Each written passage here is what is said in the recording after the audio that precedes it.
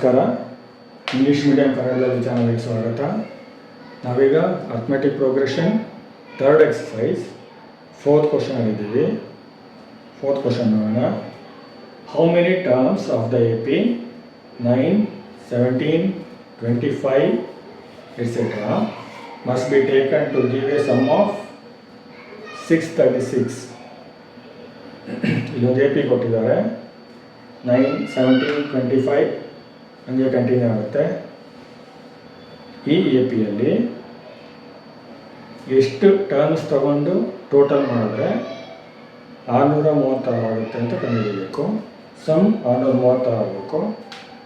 ಎಷ್ಟು ಟರ್ಮ್ಸ್ ತಗೋಬೇಕು ಅಂತ ನಾವು ಕಂಡುಹಿಡಿಯಬೇಕು.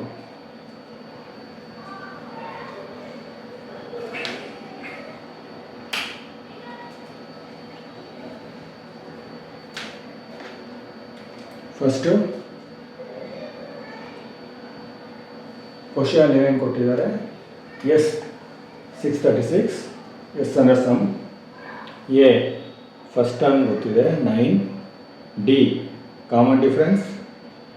ಸೆಕೆಂಡ್ ಟರ್ಮಲ್ಲಿ ಫಸ್ಟ್ ಟರ್ಮ್ ಕಳೆದ್ರೆ 17 - 9 8 ಆಗುತ್ತೆ. Common difference 8. N question mark. N ಅಂದರೆ number of terms. Number of terms ಎಷ್ಟು ತೊಗೊಂಡ್ರೆ ಟೋಟಲ್ 636 ಆಗುತ್ತೆ ಅಂತ ಕಂಡುಹಿಡಿಯಬೇಕು. ಫಾರ್ಮುಲಾ ಸಮ್ಮದ ಫಾರ್ಮುಲಾ ಹಾಕೋಣ. 5ನೇ formula S = n/2 × 2a + n - 1d. ಈ ಫಾರ್ಮುಲಾ ಯಾಕೆ ಹಾಕ್ಕೊತೀವಿ ಅಂದರೆ ಇಲ್ಲಿ ಎಸ್ ಗೊತ್ತಿದೆ, ಎ ಗೊತ್ತಿದೆ, ಡಿ ಗೊತ್ತಿದೆ, ಎನ್ ಮಾತ್ರ ಕಂಡುಹಿಡಿಯಬೇಕು. ನೆಕ್ಸ್ಟು ಯಾವುದು ವ್ಯಾಲ್ಯೂ ಗೊತ್ತಿದೆ ಹಾಕೋಣ. ಎಕ್ಸ್ 636, ಎನ್ ಗೊತ್ತಿಲ್ಲ, ಎ 9, ಡಿ 8 ಗೊತ್ತಿರೋ ವ್ಯಾಲ್ಯೂಸ್ ಹಾಕ್ಕೊಂಡಿದ್ದೀವಿ. ಮತ್ತು LHS RHS ಎಕ್ಸ್ಚೇಂಜ್ ಮಾಡ್ಕೊಳ್ಳೋಣ. ಯಾಕಂದರೆ ಎನ್ ಅನ್ನೋದು RHS ಅಲ್ಲಿದೆ, ಅದು LHS ಅಲ್ಲಿ ತೊಗೊಂಬೋಣ. ಫುಲ್ ಎಕ್ಸ್ಚೇಂಜ್ ಮಾಡ್ಕೊಂಬೋಣ. ನೆಕ್ಸ್ಟು LHS ಅಲ್ಲಿ ನ್ಯೂಮರೇಟರ್ ಹಂಗೆ ಇಟ್ಕೊಳ್ಳೋಣ. ನ್ಯೂಮರೇಟರ್ ಅಂದರೆ ಮೇಲಿರೋದು n × 2 × 9 18. ಆಮೇಲೆ n - 1 8ಇಂದ ಮಲ್ಟಿಪ್ಲೈ ಮಾಡಬೇಕು. First n × 8 8n.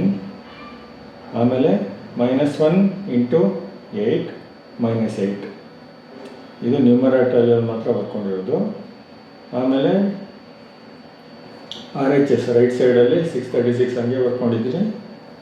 ಮತ್ತು 2 ಮಾತ್ರ ಮಿಕ್ಕಿದೆ.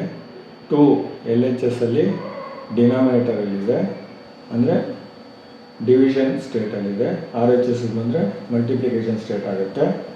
636 × 2 n × 18 + 8n - 8 = 636 × 2. ನೆಕ್ಸ್ಟ್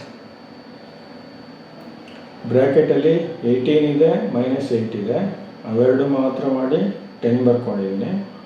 18 - 8 10. ಮಿಕ್ಕಿದೆಲ್ಲ ಹಂಗೆ ಬರ್ಕೊಂಡಿದ್ದೀವಿ. n × 10 + 8n = 636 × 2. ನೆಕ್ಸ್ಟು n ಇಂದ ಮಲ್ಟಿಪ್ಲೈ ಮಾಡೋಣ. n × 10 10n + 8n × n 8n² = 636 × 2 1272 1272. Next 1272ನ LHS ತಗೊಳ್ಳೋಣ. ಮತ್ತು ಅರೇಂಜ್ ಮಾಡಿ ಬರೆಯೋಣ. n² ಅನ್ನೋದು ಫಸ್ಟ್ ಬರೆದು, n ಅನ್ನೋದು ಆಮೇಲೆ ಬರೆದು, ಇಂಟೀಜರ್ ಕೊನೆಗೆ ಬರೆಯೋಣ. ಆಗ 8n² + 10n - 1272 = 0. ಈ 3 ನಂಬರ್ಸನ್ನು 2 ಇಂದ ಡಿವೈಡ್ ಆಗುತ್ತೆ. ಅದಕ್ಕೆ ಈ ಹೋಲ್ ಈಕ್ವೇಷನ್ನ 2 ಇಂದ ಡಿವೈಡ್ ಮಾಡೋಣ. ಆವಾಗ 4n² + 5n - 636 = 0 ಬರುತ್ತೆ. 2 ಇಂದ ಡಿವಿಷನ್ ಏನು ಮಾಡ್ತಾಯಿದ್ದೀವಿ ಅಂದರೆ ಸಿಂಪಲ್ ಮಾಡ್ಕೊಳ್ಳೋಕ್ಕೆ. ಈಕ್ವೇಷನ್ ಯಾವುದಾದ್ರು ಬಂದಾಗ ಸಿಂಪಲ್ ಇನ್ನೂ ಚಿಕ್ಕದು ಮಾಡ್ಕೊಳಕ್ಕಾಗತ್ತಾ ಅಂತ ನೋಡಬೇಕು. ಈಗ 4n² + 5n - 636 = 0 ಇದೆ. ಅದನ್ನು ಚಿಕ್ಕದು ಮಾಡೋಕ್ಕಾಗಲ್ಲ. ನೆಕ್ಸ್ಟ್ ಸ್ಟೆಪ್ ಏನು, 5n ಹೊಡಿಬೇಕು 2 ಭಾಗ ಆಗಿ.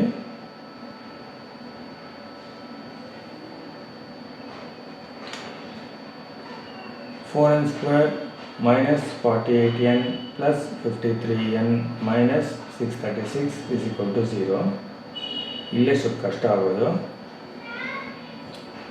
53n - 48n ಮೈನಸ್ ಮಾಡಿದ್ರೆ ಮತ್ತೆ +5n ಬರುತ್ತೆ.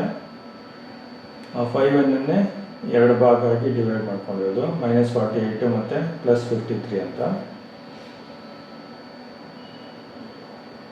ಇದೇ ನಂಬರ್ ಯಾಕೆ ಮಾಡ್ಕೊಬೇಕು ಅಂದರೆ ಸ್ವಲ್ಪ ಯೋಚನೆ ಮಾಡಬೇಕಾಗುತ್ತೆ.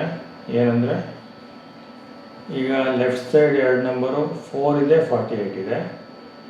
ಅಂದರೆ 4 1s 4, 4 12s 48 ಬರುತ್ತೆ.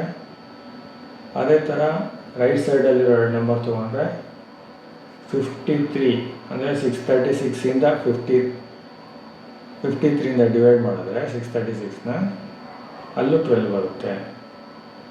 53 × 12 636 ಬರುತ್ತೆ.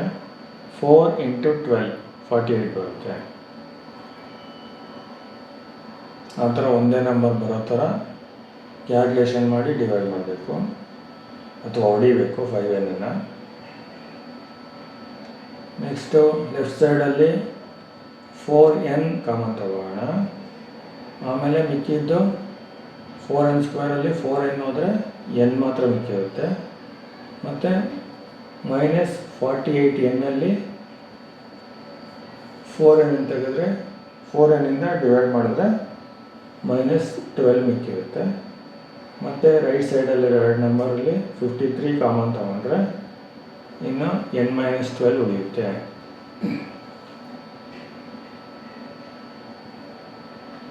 ಫಸ್ಟ್ 53n / 53 n ಉಳಿಯುತ್ತೆ. ಆಮೇಲೆ 636 / 53 -12 ಉಳಿಯುತ್ತೆ. n - 12 ಬಂತಲ್ಲ, ಈ ಥರ ಬರ್ಸೋಕ್ಕೋಸ್ಕರ 5n ಹೊಡೆಯೋದು. Next 4n + 53 × n - 12 = 0. ಇವೆರಡನ್ನು ಮಲ್ಟಿಪ್ಲೈ ಮಾಡಿದ್ರೆ 0 ಬರುತ್ತೆ. ಬರಬೇಕು ಅಂದರೆ ಎರಡರಲ್ಲಿ ಒಂದು 0 ಆಗಿರಬೇಕು. 4n + 53 ಆ ವ್ಯಾಲ್ಯೂ 0 ಆಗಿರಬೇಕು, ಅಥವಾ n - 12 ಆದರೂ 0 ಆಗಿರಬೇಕು. ಫಸ್ಟು 4n + 53 = 0 ನೋಡೋಣ ಏನಾಗುತ್ತೆ ಅಂತ. 4n = -53, 53 RHS ತೊಗೊಂಡ್ರೆ -53. Next n = -53/4. n ಅಂದರೆ number of terms. Number of terms -53/4 ಆಗಿರೋಕ್ಕೆ ಸಾಧ್ಯ ಇಲ್ಲ. ಮತ್ತು ಇನ್ನೊಂದಿದೆ, ಅದು ನೋಡೋಣ ಏನಾಗುತ್ತೆ. n - 12 = 0. ಆವಾಗ n = 12 ಆಗುತ್ತೆ. 12 RHS ಬಂತು, 12 ಆಯಿತು.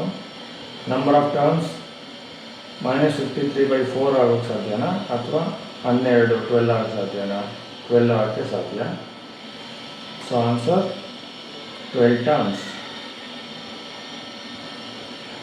ಈ ಕ್ವಶನಲ್ಲಿ AP, ಇಲ್ಲೇನು AP ಇದೆ ಕ್ವಶನಲ್ಲಿ, ಆ ಟರ್ಮ್ಸು 12 ಟರ್ಮ್ಸ್ ತಗೊಂಡು ಟೋಟಲ್ ಮಾಡಿದ್ರೆ 636 ಬರುತ್ತೆ. Answer 12 terms. Thank you.